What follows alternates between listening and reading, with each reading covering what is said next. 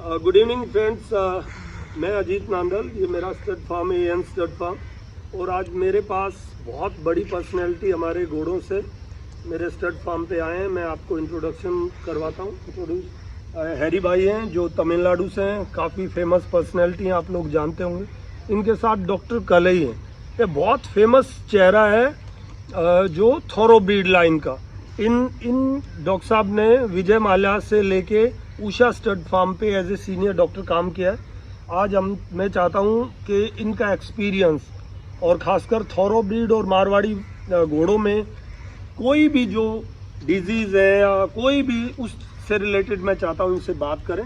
इनके साथ हमारे दोस्त और हैं जो हैरी भाई के फ्रेंड्स हैं, और ये भी मेरे साथ आए हुए हैं।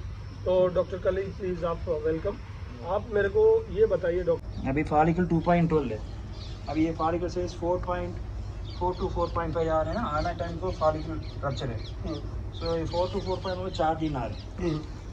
दिन 4 दिन में इवनिंग कवरिंग को। तो आपके हिसाब से अभी ये जो सीज़न है ये ठीक है? ये जो मंथ है हमारे इधर बहुत ज़्यादा ह्यूमिडिटी होती है, और तो ये घोड़ी के लिए मैट करवाने के लिए सही सीजन है या आगे लेके जाएं इसको अक्टूबर नवंबर?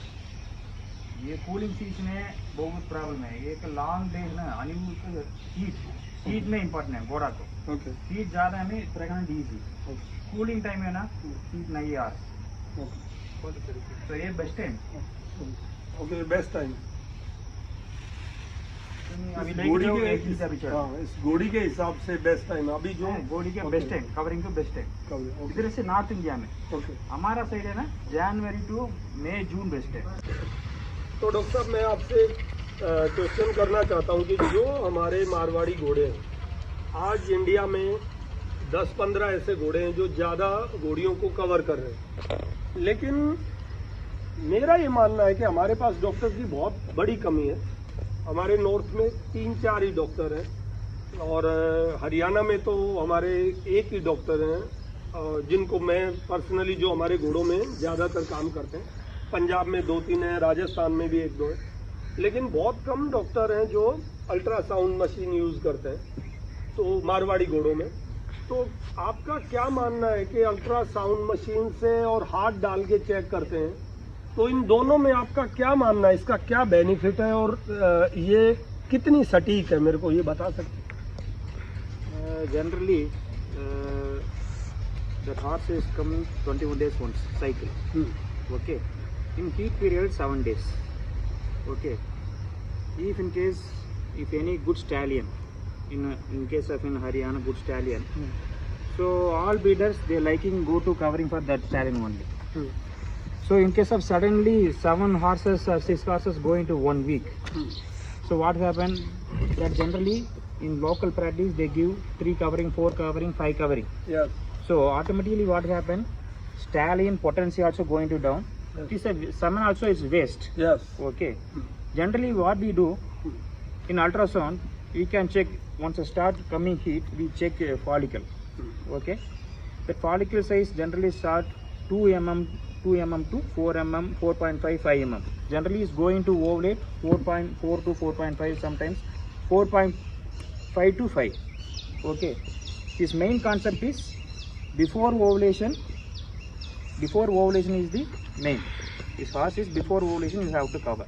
So before ovulation means its follicle developing around 4 mm to 5 mm. That time you have to give 1 jump. 1 jump you can give. Okay. So you can give 4th day jump. So semen will be survey up to 72 hours. Okay. It will cover 5th day, 6th day, 7th day. So almost heat also finish. So ovulation also going to exactly happen. So what happen? You can no need to 5 jump. So no need to unnecessarily for, in case of semen, more semen is straggling in inside the uterus, you get infection also. So if we can avoid, it is help. Okay. तो मैं बताना चाहता हूँ मेरे दोस्तों को कि doctor साहब बता रहे हैं कि इसका सबसे बड़ा बेनिफिट ये रहता है कि जो आज हमारे पास इंडिया के टॉप स्टेलियंस हैं, उन घोड़ों को जब हम बहुत कम डॉक्टर हैं जो हाथ डालने से ये बता सकते हैं कि कल जंप देना है और वो 100% सटीक होता है। ये मशीन, अल्ट्रासाउंड मशीन का सबसे बड़ा बेनिफिट ये रहता है कि ये आपको पूरा फॉलिकल के बारे में एग्जैक्ट बता देती है कि कितना mm का अंडा बना है। अब इस पे आप घोड़ा डाल सकते हैं। और इसका सबसे बड़ा बेनिफिट उन घोड़ों को है, जैसे अब जो इंडिया के टॉप घोड़े हैं, दिलबाग, देवराज, शान, काला काटा, एक्सेट्रा एक्सेट्रा, सारे जो अच्छे घोड़े हैं, वो घोड़े एक घोड़ी को 2-2, 3-3 जंप नहीं कर सकते, क्योंकि उनके पास बहुत ज़्यादा बल्क में घोड़ियाँ आती हैं। तो वो ऐसे घोड़े हैं कि उनको, उनके मालिक या कोई भी लोग, उनका सीमन वेस्ट नहीं जाना चाहिए। वो सीमन वेस्ट जाता है कि मैंने खाली किसी भी डॉक्टर से हाथ डलवाया, मैं बोल दूंगा कि आप मेरी घोड़ी पे 2 बार जंप करवा दो, तो वो घोड़े के पास इतना, मतलब मेरा ये मानना है कि वो बहुत इम्पोर्टेंट हैं वो घोड़े हमारी ब्रीड के लिए। उन घोड़ों को सिर्फ एक जंप मिल जाए वो बहुत बड़ी बात है। और डॉक्टर साहब ने जो बताया, इसका सबसे बड़ा बेनिफिट भी ये है कि कोई घोड़ी के अंदर इन्फेक्शन है या कोई भी ओवरी में कोई भी इन्फेक्शन है तो वो क्लियर बता सकते हैं। तो मेरा ये मानना है कि बहुत अच्छी जानकारी है। तो डॉक्टर साहब, मैं आपसे ये पता करना चाहता हूँ, दूसरा मेरा क्वेश्चन है कि हमारे नॉर्थ में, खासकर हरियाणा, पंजाब खासकर, और यूपी में, यहाँ पे ह्यूमिडिटी बहुत होती है, गर्मी बहुत है ये सीजन। राजस्थान में भी है ह्यूमिडिटी, पर यहाँ के अकॉर्डिंग कम है।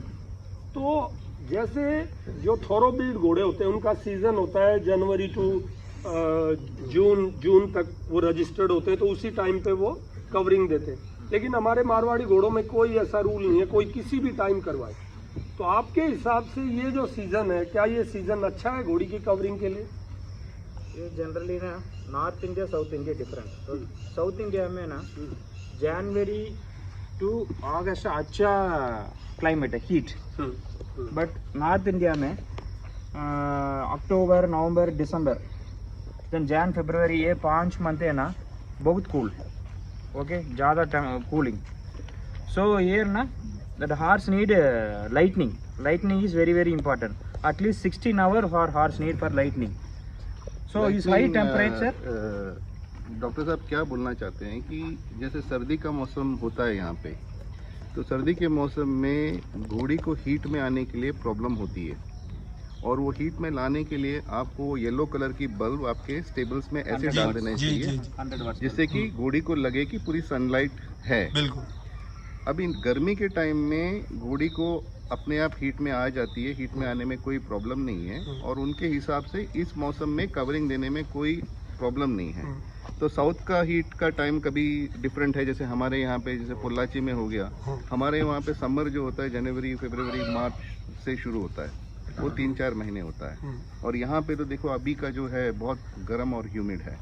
तो वो कहते हैं कि आपको सर्दी तक वेट ना करें, क्योंकि सर्दी में जब हीट आने का या उसका जो ओवल्यूशन साइकिल जो करेक्ट होने का थोड़ा कम हो जाता है। गर्मी में सही है, तो फूलिंग भी हो जाएगा, तो सर्दी तक वो सेट हो जाएगा जो फूल है।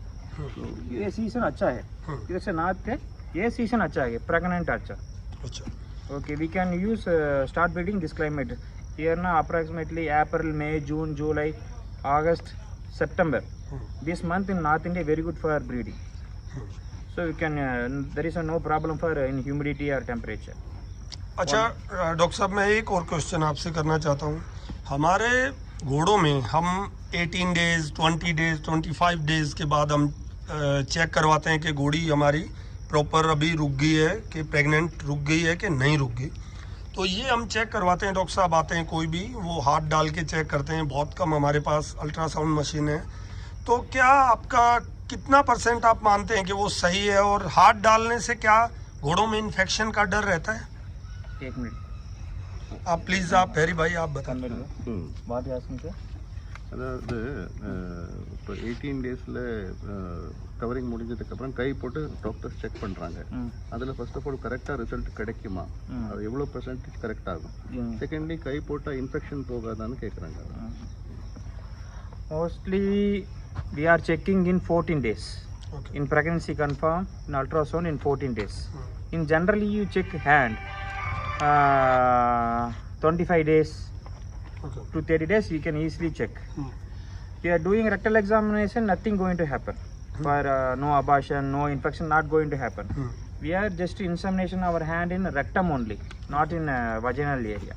So it's nothing going to happen. So not worry about for examination. Okay वो बोल रहे हैं कि 18 दिन से तक में तो हाथ डाल के नहीं पता चलेगा, 25 दिन के ऊपर आपको हाथ डालने से पता चल जाएगा। और रेक्टम में डालते हैं, वेगिना में नहीं डालते हैं। तो रेक्टम में डालने से इन्फेक्शन की कोई खतरा या ऐसा कोई प्रॉब्लम उसको नहीं होगा, ये मानना है उनका। Sometimes what ultrasound another advantage है, sometimes दो follicle development same time में ना दो अंडा developing. जी So what happen if two follicle ovulated, sometimes twins pregnant are. Yes yes ये प्रॉब्लम आती है बराबर कई आती है। घोड़ियों में। यस 99.9% है mostly it will go into abort. Otherwise difficult to delivery. Yes. If delivery also foal going to die. Yes. So 1 year loss for breeders. So this advantage of ultrasound machine, if you check 14 days, if any have in case of if two embryo will be there, we can twist one embryo. So it is very important. If twins happen, what happens sometimes one foal get good nutrition, one foal not get good nutrition. So at one stage that one foal is died inside, fetus will be died. So what happen if die, both will be aborted. So one or for losses. So more advantage is you can check any infection, any fluid before covering, you can check any fluid will be there, or follicle status.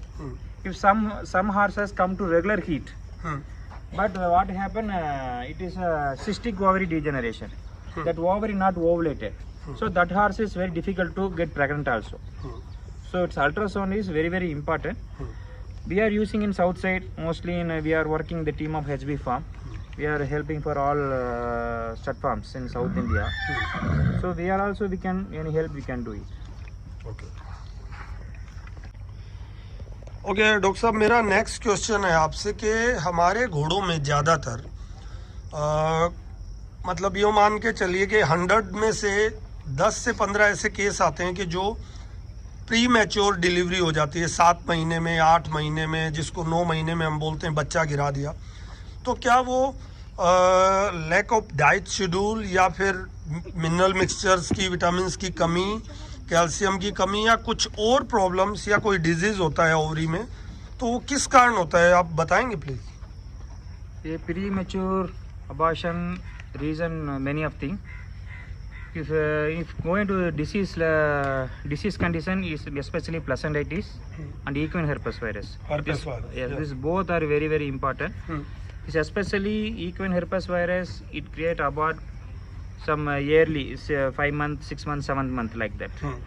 That one you can give it that vaccination. Nemobot vaccination is available in market. You can give 5th month, 7th month, then 9th month you can give. In placentitis is last gestation period. 9th month, 10th month, 11th month it will get abort. So that is the main reason. So if in case of equine herpes virus abortion or placentitis infection abortion, you can separate that mare. Don't mingle with another mare. You can separate with mare from other mare. Otherwise that infection spread to that mare also. Okay. Even stallion also, stallion में भी ये जा सकता है जब कोई stallion cover करता है जिस घोड़ी को हर्पिस वायरस है या दूसरा इन्फेक्शन है, तो स्टेलियन जब कवर करता है तो स्टेलियन के अंदर हर्पिस वायरस जाने का डर रहता है। Yeah, sometimes equine herpes virus na it spread through to nasal discharge. Okay Okay. If mostly in English breeds, thorough breeds, they give vaccination. Okay Okay. So if you cover that mare in stallion, no problem. Already it get resistant. Okay, but in Marwari horses they not put vaccination. बहुत कम करवाते Used to, हैं। it is equine herpes virus quite very dangerous. Yeah. In south, I get now recently in 2-3 cases in died. Generally equine herpes virus in mare get abortion. Same doctor. Okay, but secondary is a nervous form. If nervous form come, it directly affect in hind quarter. Okay okay Once slowly, they one or 12 side is very normal. Suddenly showing mild lame, they go then going to severe lame. Okay It's mainly like chuch light. If a wire is going to current, it light coming na. Same like if hind quarter nerve will be damaged. Okay. In equine herpes virus is nervous form, then automatically lame. If female horses means urinary bladder his urinary bladder nerve supply it get damaged, so urine is not coming properly, it's a dribbling urine. Okay. So gradually what happens, suddenly animal down, unable to stand, it die. It's Okay. a very very danger. Now in South India we are my clients everybody I can tell, everyone should give for equine herpes virus and AV yearly once. So abortion no problem. In nervous form it's come, it will die. So very risky one. So this is the main reason for equine herpes virus. This placentitis also is a very problem. It also, if one paddock some 4 pregnant mare, suddenly it get abort 9 months. Okay, it a placentitis case. Okay. You can separate all mares from to that mare. Okay. Okay. Otherwise that also spread to that mares. Okay. It will get abort. जी. Okay. You can give for vaccination equine herpes virus, and you can separate in case of any suspect it is equine herpes virus abortion, means you can separate that mare up to some 2 to 3 months. Same situation मेरे साथ हुआ doctor साहब last year. मेरी 2 घोड़ियों ने abort किया, तो मैंने check करवाया तो उनको हर्पिस वायरस की प्रॉब्लम थी, और मैंने वो वैक्सीनेशन मैंने करवाया, पुणे से मैंने करवाया. मैंने काफ़ी मेरे फ्रेंड्स को मैंने सजेस्ट किया, और काफ़ी लोगों ने इंडिया में मारवाड़ी घोड़ों में वो वैक्सीनेशन करवाया. ये भी एक रीज़न है अबॉर्ट करने का. हंड्रेड्स ऑफ रीज़न है मेरा मानना है अबॉर्ट का, लेकिन ये मेन रीज़न में से एक है. And another reason है sometimes stress है. Stress. Yes yes. After 5 months 6 months में riding चलो, no problem, you can go mild exercise. If you give a high stress exercise na, automatically get abort. Yes. Or a sudden change of speed, sudden change of speed you can give, that also sometimes get abort, and laminitis come, it will get abort. And nutrition also very very important. That micro minerals, macro minerals you should, it's very very important for, it is a major role for playing for fetus development.